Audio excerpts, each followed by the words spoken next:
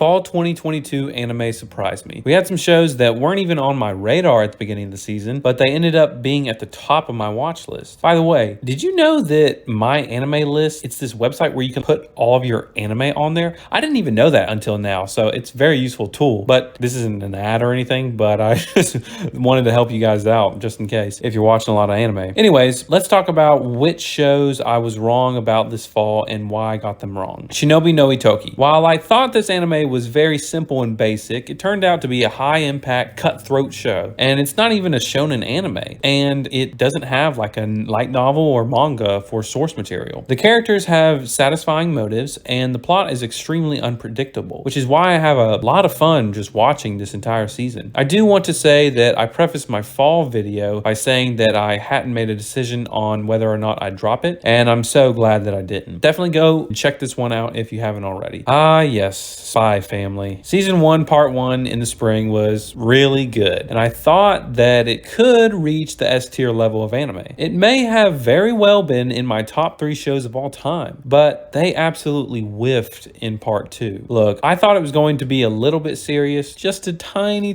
bit, but they threw all of that out the window when they gave Yor superpowers. Her strength was a bit exaggerated in Part 1, yes, but now she can destroy a car with one kick. It has become a gag anime, which is fine, but I'm sorry, a gag anime? That cannot be a good show. They're supposed to just make you laugh with cheap jokes. Admittedly, I can see that they are weaving a more mature storyline here towards the end of the season, but when the rules of your world include humans having essentially superpowers, you lose all sorts of subtlety. Yor can defeat anyone who ever does anything wrong, and that's not really fun. If I want to watch a character who can't be defeated, I would watch One Punch Man. I honestly don't have much to say about this, but watching the kids-centered episodes, you know, with Anya and her friends, it's almost unbearable at this point. Yeah, some of it is kind of funny, but I could be watching The Disastrous Life of Psyche K if I wanted quick laughs. It's sad to say because I really like this show, but I don't look forward to watching it that much anymore. It may have been that my expectations were subverted or that they never have a good balance of tone, but we'll just have to see how it wraps up. Now let's focus on something positive. Blue Lock. It's actually really good. I know. I said it was going to be an average sports anime, but it turned out to be fun, exciting, and a little unpredictable. It's not like it changed shonen anime, but it definitely had many little things I was not expecting. Isagi, the main character, really hit his stride halfway through the season. It was no longer about the actual potential he had, but how he is using his potential to grow as a soccer player. That's all I will give away for now because I don't want to spoil anything. Ultimately, Blue Lock was much better than I expected, and I will be looking forward to how it ends. Of course, Mob Psycho was the same way. I previously thought it was a surface level show, but I recently discovered it was much more than that, and you can see that in my previous video. Season 3 is just as good, if not better than Season 2, and I'm surprised for sure. I know that the same guy who wrote One Punch Man wrote Mob Psycho as well, but it has an entirely different outlook on life. However, there are a lot of deep, insightful things said in both shows. I like this show because it tells a story. It doesn't have some clear-cut goal per se. Mob isn't out to become the king of the god ninjas or anything like that. He's just a normal kid if he didn't have psychic powers. And that's a compelling story, actually. There's a lot of life lessons and things in there. I will definitely be looking forward to Season 4. Okay, so next on the list is a show that I didn't even know about until I saw a clip on YouTube about it. Bocchi the Rock. An endearing show about a high school girl who has social anxiety and she can barely speak to people. The great appeal this show has is that I have never seen an anime focusing on a band before. The protagonist, Hitori Goto, ends up falling face first into a band just like she wanted. And honestly, it's a great show. It's enjoyable to watch because of the uplifting voice acting, and obviously it has great music. Plus, there's no fan service, so that makes it even better. The over-exaggeration in the story is where most of the humor comes in, but I don't mind it because it's a slice of life show. See, that's my point about tone. If you have a light and fluffy tone with humor all around it, then that's great, and I'm expecting that kind of tone. But when you go back and forth and contradict that tone over and over again in each scene, the plot becomes exhausting and jumbled. Bocchi the Rock does exactly what it's supposed to do, and so that's why